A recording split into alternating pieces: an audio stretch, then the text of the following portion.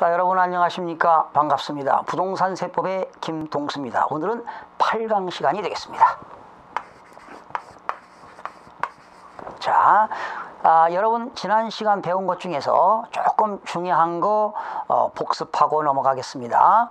모든 세금은 원칙은 금전 납부지요. 그러나 외외적으로 1천만 원을 초과할 때는 물납제도가 있었습니다.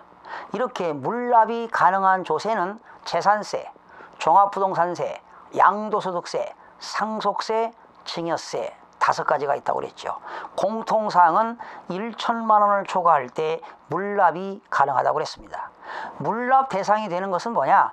재산세는 관할구역 내에 있는 부동산, 종합부동산세는 국내에 있는 모든 부동산, 양도소득세는 공공용지 보상채권입니다. 상속세와 증여세는 부동산과 유가증권으로 가능합니다. 그러면 분할 납부할 수 있는 건 분납기간이 있는데, 재산세는 500만 원 초과할 때 초과금액에 대해서 45일 이내, 종합부동산세는 500만 원 초과금액에 대해서 2개월 이내, 양도소득세와 상속세와 증여세는 1천만 원을 초과할 때 초과금액에 대해서 2개월 이내에 납부기한이 정해져 있습니다. 국가가 부가징수하는 것은 국세, 지방자치단체가 부가징수하는 것은 지방세인데요. 우리나라 국세와 지방세는 대부분 보통세입니다. 보통세라고 하는 것은 일반 경비에 충당하는 조세가 보통세인데요. 특정한 목적을 위하여 징수하는 것이 목적세라고 했습니다. 국세 중에 목적세는 3가지가 있었죠. 교육세, 교통에너지 환경세, 농어촌 특별세. 지방세 중에 목적세는 지역자원시설세, 지방교육세. 지방세 중 목적세는 지지입니다. 지역자원시설세, 지방교육세가 있었습니다. 그리고 독립세와 부가세가 있는데, 독립세라고 하는 것은 우리나라 세금 중에 거의가 독립세입니다. 독자적인 조세지요. 그러나 부가세라는 것은 다른 세금 낼 때 추가로 붙는 것이 부가세입니다. 그래서 국세 중에 부가세가 뭐가 있나요? 교육세. 술을 먹으면 주세가 붙는데 그 주세에는 교육세가 붙습니다. 그러니 술 많이 먹는 사람들 예국자 아니겠습니까? 담배 피우시는 분들은 담배 소비세가 붙는데 담배 소비세에도 지방교육세가 붙습니다. 또 이건 시험에 안 나오기 때문에 제가 지난 시간 이 얘기 안 했습니다만은 그러나 토지를 과다하게 보유하고 있고 주택을 과다하게 보유할 때는 종합부동산세를 내는데, 그 종합부동산세 낼 때는 농어촌 특별세가 20%가 붙습니다. 여러분 재산세 내고 계시죠? 재산세라는 건 지방세인데 토지, 건축물, 주택, 선박, 항공기를 가지고 있는 사람은 매년 재산세를 냅니다. 여러분 아파트 갖고 있거나 단독주택을 가지고 있는 사람들은 매년 재산세를 내는데, 재산세 낼 때는 20%의 지방교육세가 추가로 붙습니다. 그래서 지방세 중에 부가세는 지방교육세, 국세 중에 부가세는 교육세와 농어촌 특별세가 되겠습니다. 이것이 키워드가 되겠습니다. 이런 걸 공부하기 위해서 우리 학원을 다니면서 인터넷 강의를 들으면서 3시간, 4시간을 들어도 남는 게 하나도 없습니다. 여러분들은 7강과 8강 시작하면서 이 짧은 30분 안에 엄청난, 남들은 4시간, 5시간 학습할 것을 짧은 시간에 정말 죽 같은 시험에 나올 것, 그리고 여러분 저는 어떤 문제가 시험에 나온다는 걸 오랜 경험과 연륜과 그 수십 권의 책을 쓰면서 많은 경험을 토대로 해서 인지하고 있습니다. 인지 능력이 있죠. 과연 어떻게 출제가 될까? 그 출제자의 마음속 깊이 내재되어 있는 걸 들어가 보니까 이렇게 출제가 된다는 것을 느낄 수가 있습니다. 그래서 여러분 부동산세법은 하나도 걱정할 게 없습니다. 편안하면서 즐기면서 제 강의를 자주 접하셔서 들으시면 좋은 결과가 있을 겁니다. 자, 오늘 너무 초장이 길었고요. 10쪽으로 넘어갑니다. 자, 과세주체라는 것은 참고가 나왔는데요. 알아두시면 도움이 됩니다. 조세를 부과할 수 있는 권리를 가진 국가 또는 지방자치단체, 과세주체. 과세주체는 세금을 과세는 그 주체가 누구냐? 즉 이 말은 과세권자가 누구냐 이런 얘기죠. 과세권자가 누구냐 하는 거죠. 누굽니까? 국가 또는 지방자치단체가 되겠죠. 이때 국가가 부과징수하는 것은 국세가 되겠고 지방자치단체가 부과징수하는 것은 지방세가 되겠습니다. 거기 나왔죠. 국세는 국세청, 지방국세청, 세무서가 징수하는 것이 국세가 되겠고요.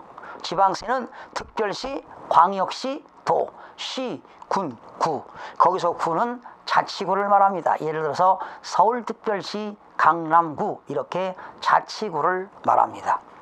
그러면 거기 시험범위에 들어가는 8가지만 제가 했는데 시간 날 때 잘 기억하시기 바랍니다.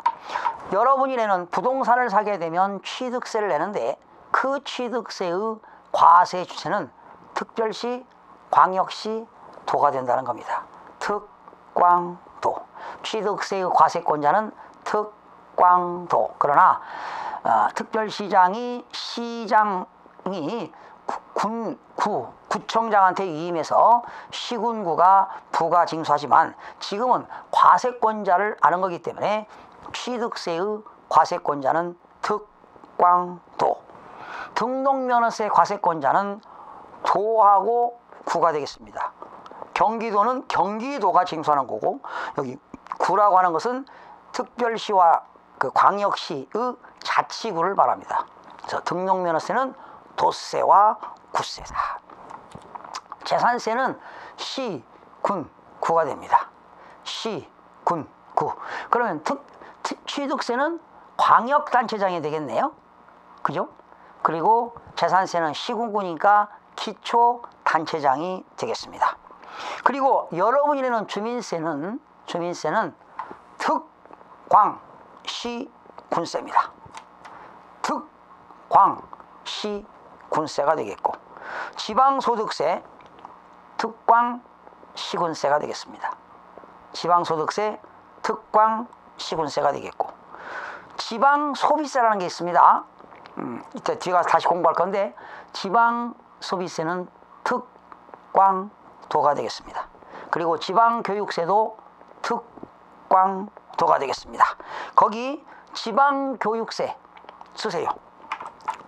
지방교육세 줄이시고 여러분 이거 지방세죠? 그리고 과세주체는 특광도인데 여러분 이거 목적세였었을 겁니다. 지난 시간 배웠죠? 목적세. 그리고 특정한 목적을 위하여 징수하는 목적세다 이 말이죠. 그리고 이거는 부가세 들어갑니다. 자 쓰세요. 거기다. 지방교육세는 지방세이면서 목적세이면서 부가세 들어간다 쓰세요. 그리고 지역자원시설세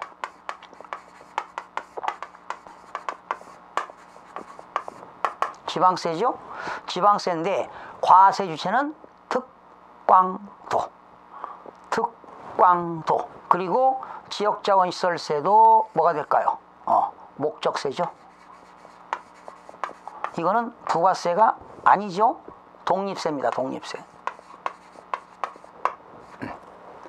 기회 있으면 제가 8가지 언제 어디서 아주 나올지 모르는데 자주 나오지는 않습니다. 그래도 기본적으로 알아야 되기 때문에 8가지 체크하셔서 잘 살펴보시기 바랍니다.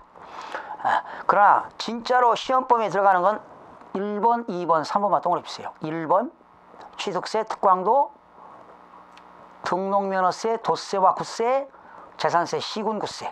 1번, 2번, 3번 동그라미. 1번, 2번, 3번. 아무리 못해도 1번, 2번, 3번은 알아야 됩니다. 취득세는 특광도, 등록면허세는 도세와 후세, 재산세는 시군 구세. 자, 오늘 총론 시간이기 때문에 그런데 나중에 다 뒤에 가서 다 강론 시간에 따로 배웁니다. 자, 오늘은 국세 기본법을 한번 보시겠습니다. 여러분, 국세 기본법이라는 것은요, 국세에 관련된 기본법입니다. 그러면 국세는 거기 밑에가 나왔죠.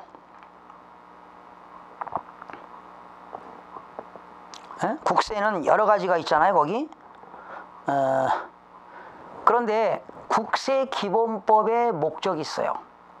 목적을 한번 보실까요? 우리나라의 모든 법 중에 1조는 목적입니다. 그 법을 만든 목적인데 국세 기본법은 어디에 관련이 있을까? 기획재정부입니다.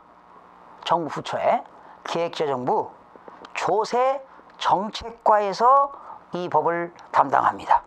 목적 볼까요? 이 법은 국세의 기본적이고 공통적인 사항, 기본적이고 공통적인 사항과 위법이라는 게 뭐죠? 적법하지 않은 거죠. 탈법 행위입니다. 불법 행위를 위법이라고 하는 거지요. 위법 또는 부당한 국세 처분에 대한 불복 절차. 내가 국가로부터 부당한 처분을 당했다면 불복을 해야 될 거 아니겠습니까? 국가가 너 세금 내라. 과세 처분을 했는데 나는 못하겠다. 이렇게 한다면 불복 절차를 규정함으로써 국세에 관한 법률 관계를 명확하게 하고 과세를 공정하게 하며 국민의 납세 의무를 원활한 이행에 이바지함을 목적으로 한다. 시험에 나오지 않습니다. 그냥 써놨습니다. 자, 정의 보세요. 이 법에서 사용하는 용어의 뜻은 다음과 같다. 국세는 배웠죠? 국가가 부과징수하는 조세 중 다음 항목의 것을 말한다. 국세에는 어느 것이 있는가? 거기 소득세. 자, 가번 동그라미 주세요. 소득세. 여러분, 소득세라고 하는 것은 개인이 벌어들인 세금이 소득세입니다. 소득세는 들어보세요. 소득세 종류는 이자소득, 배당소득, 사업소득, 근로소득, 연금소득, 기타소득, 퇴직소득, 양도소득. 여러분, 소득세는 8가지 종류가 있어요. 이자소득, 배당소득, 사업소득, 근로소득, 연금소득, 기타소득, 퇴직소득, 양도소득. 근데 여러분 시험범위에 들어가는 건 뭐가 들어간다? 쓰세요. 양도소득세만 들어갑니다. 그러니 여러분 소득세법도 있거든요. 소득세법 공부하기 얼마나 힘들겠어요. 8가지가 있잖아요. 근데 여러분 공인중개사 시험에는 소득세법 중에 양도소득세 하나만 시험에 나옵니다. 그런데 세법에서 제일로 많이 나오죠, 양도소득세가. 그런데 여러분 1년을 공부해도 어려워요 하는데 그렇게 하여튼 어려운 공부는 아닙니다. 나머지 공부하려고 하면 얼마나 머리가 아프겠습니까? 법인은 그래서 시험범위에 들어가는 게 소득세가 되겠고요. 소득세 중에서 양도소득세. 법인이 벌어들인 세금은 법인세. 상속받으면 상속세, 징여받으면 징여세. 라번 동그라미, 라번. 종합부동산세. 이게 시험범위 들어가죠. 개인이든 법이든 주택을 과다하게 보유하고 있고 토지를 과다하게 보유할 때 내는 것이 종합부동산세가 되겠습니다. 부가가치세, 개별소비세, 교통에너지 환경세, 주세, 인지세, 증권거래세, 교육세, 농어촌 특별세. 그래서 상속세와 징여세를 따로 한다면 국세는 13가지가 되겠습니다. 그렇죠? 국세 13가지가 있습니다. 그래서 국세. 그래서 시험에 국세 13가지 중에서 시험범위에 들어가는 것은 소득세 중에 양도소득세, 그리고 종합부동산세. 얼마나 내용이 적습니까? 그죠? 그러나 이제 공인회계사라든가 세무사 준비하시는 분들은 소득세법, 법인세법, 부가가치세법, 국세기본법 다 공부를 해야 되겠죠. 자, 국세기본법에서 나오는 용어의 정의가 2조에서 1번 나왔고요. 2번 보세요. 자, 용어의 정의 암기할 필요는 없고 이해만 하시면서 한번 감만 잡으시기 바랍니다. 세법이란 국세의 종목과 국세의 종목이라고 하는 건 방금 국세 이야기한 거 있죠? 종목, 세금의 이름을 말합니다. 종목과 세율을 정하고 몇 프로의 세금 내느냐 세율을 정하고 있는 법률과 그래서 여러분 소득세는 소득세법이 있고요. 법인세는 법인세법이 있고요. 종합부동산세는 종합부동산세법이 있고요. 부가가치세는 부가가치세법이 있고요. 주세는 주세법이 있고요. 개별소비세는 개별소비세법이 다 법 하나에 이름이 하나씩 다 있습니다. 법률과 국세징수법, 조세 특례 제한법, 국제 조세 조정에 관한 법률, 조세범 처벌법 및 조세범 처벌 절차법을 말한다. 여러분 얼마나 세법이 복잡합니까? 그죠? 국세의 종목과 세율을 정하고 있는 법률과 그러니까 소득세법, 법인세법 얼마나 많냐고요. 또 국세징수법, 조세특례 제한법, 국제 간의 국가와 국가 간의 국제 조세 조정에 관한 법률이 있습니다. 그리고 세금 안 내면 조세범 처벌법에서 처벌받죠. 그리고 조세범 처벌 절차법 이런 것들을 다 세법이라고 하니 얼마나 세법이 광범위합니까? 3번 원천징수란 여러분 많이 들어보셨죠? 뉴스 시간이라든가 또 직장 다니시는 분들은 많이 들어봤을 겁니다. 세법에 따라 원천징수 의무자가 국세를 징수하는 것을 말한다. 이에 관계되는 줄쳐요. 가산세는 제외된다. 그러니까 원천징수라고 하는 것은 거기 원천징수 의무자라고 하는 건 뭐냐? 소득을 지급하는 사람입니다. 회사가 원천징수 의무자입니다. 그래서 회사가 종업원들에게 급여를 지급할 때 소득세를 떼잖아요. 갑종불 소득세 떼잖아요. 이것을 원천징수라고 합니다. 그러니까 다시요. 소득을 지급하는 자가 지급을 받는 사람한테 세금을 띄고 가지고 있다가 그것을 회사가 가지고 있는 게 아니라 세무서에다가 대신 납부를 해야 할 것입니다. 이러한 것을 원천징수라고 한다. 이때 소득을 지급하는 사람을 원천징수 의무자 이런 말을 씁니다. 4번 별표시 하시기 바랍니다. 가산세 별표시 중요합니다.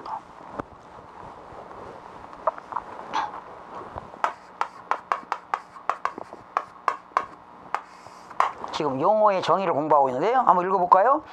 세법에서 규정하는 의무의 성실한 이행을 확보하기 위하여 세법에 따라 산출한 세액에 가산하여 징수하는 금액을 말한다. 다만 가산금은 포함되지 않는다. 여기 가산세는 가산금은 제외 쓰세요.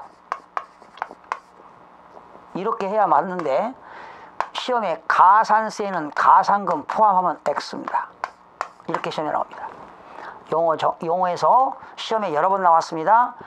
이거 몇 번? 4번 별표시입니다. 4번하고 5번 별표시. 여기는 가산금이니까요. 자, 가산세라고 하는 것은 과세관청에서요 납세 의무자들에게 고지서를 발부하는 게 아니라 납세 의무자가 여러분들이 스스로 행정당국에 가서 스스로 신고하고 세금을 내야 되는 거예요. 예를 들면 종합소득세는 매년 5월 1일부터 5월 말까지 여러분들이 스스로 신고하고 세금 내잖아요. 그죠? 상식으로 알 겁니다. 부가가치세 뭐 3개월 한 번씩 예정신고, 6개월 한 번씩 확정신고하고 세무서에 세금 내죠? 법인이 1년 동안 벌어들인 세금 법인세에 내야 되겠죠? 부동산을 아파트를 사게 되면 취득일로부터 60일 이내에 신고하고 취득세를 납부해야 되겠죠? 이런 걸 안 했을 때 과세관청이 납세 의무자로서 너는 성실한 의무를 이행하지 않았기 때문에 산출세액에 가산하여 징수하는 세금을 가산세라고 하는 겁니다. 그래서 여러분 거기에다가 여기는 가산세는 이런 게 있습니다. 의무 불이행 가산세.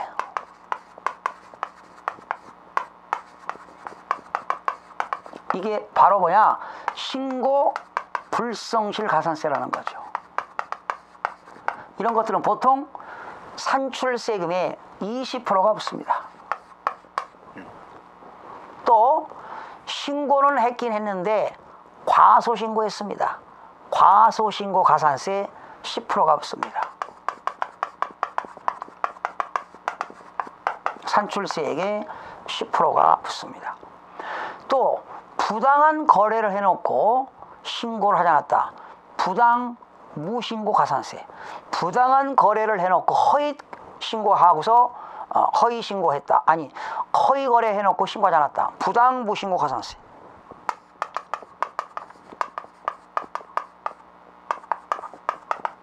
이거는 40%가 붙습니다. 부당한 거래를 해놓고 신고를 했는데 과소신고했다. 부당 과소신고 가산세 40%입니다.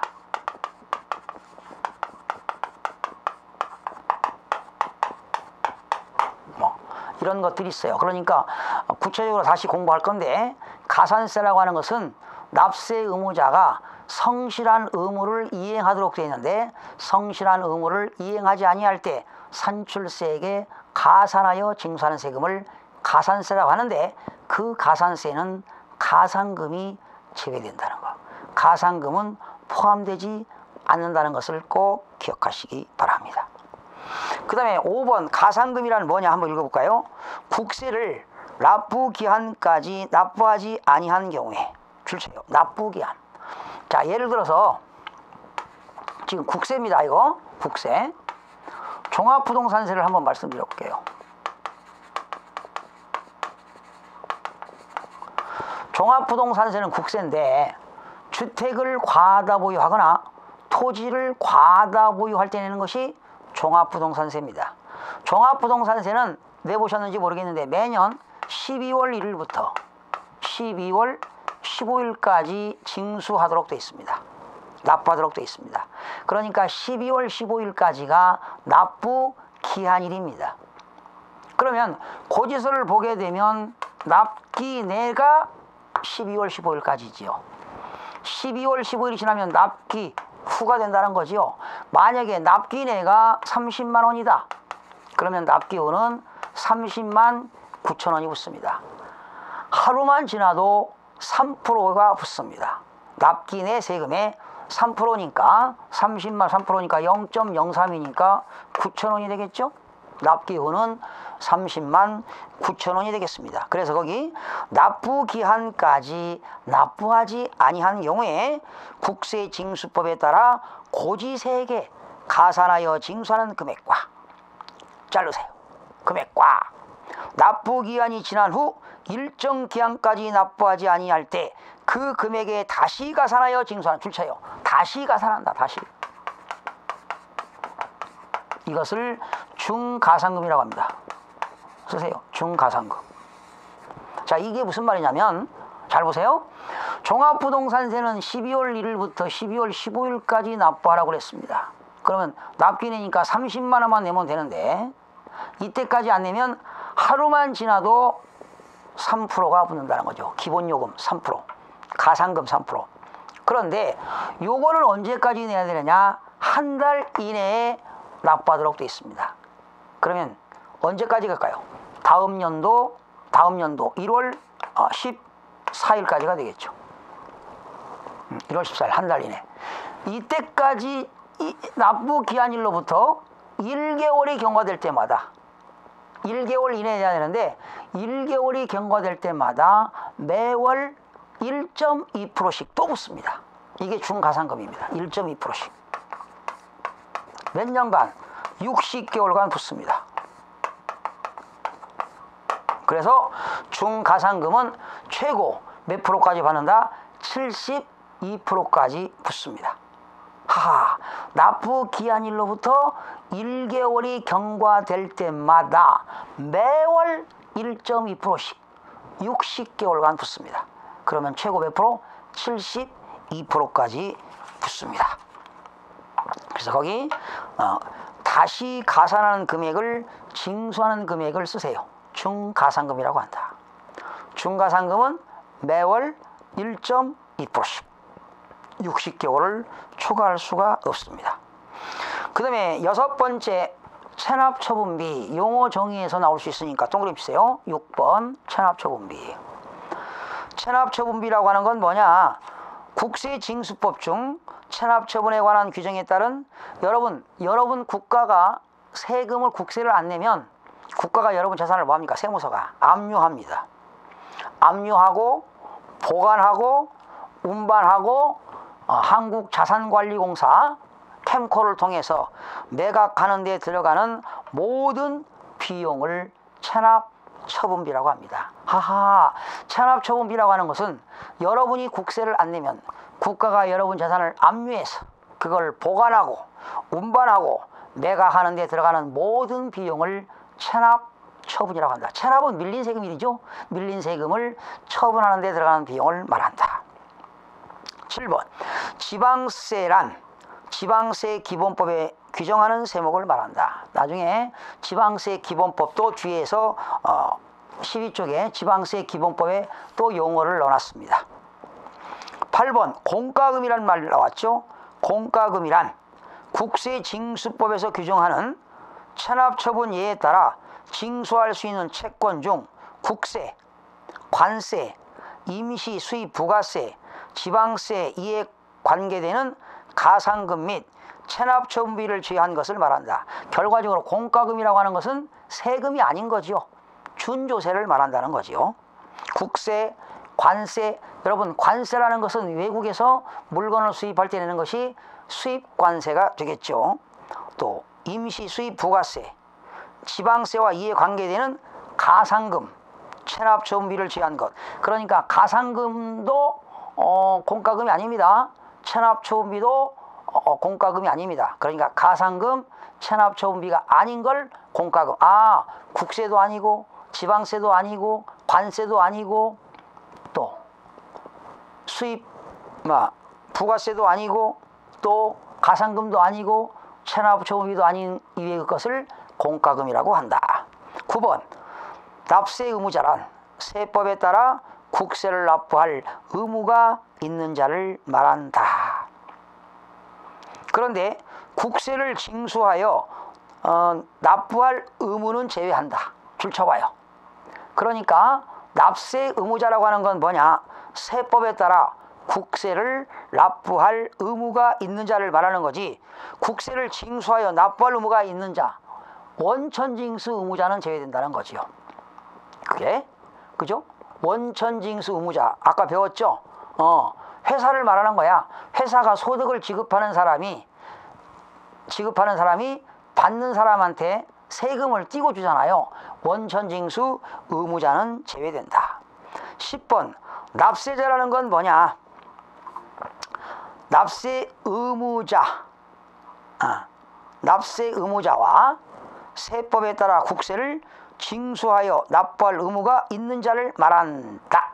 그러면 여러분 납세자와 납세 의무자는 누가 범위가 크냐 이 말이죠.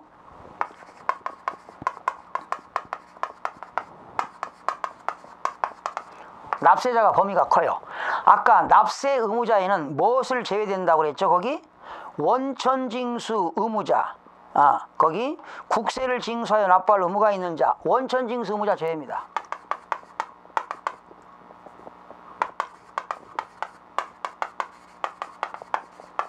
그러면 이거는 원천징수 의무자가 포함되는 거니까 납세자와 납세 의무자 중에서 범위가 넓은 것은 납세자가 범위가 더 높다는 내용이 되겠습니다.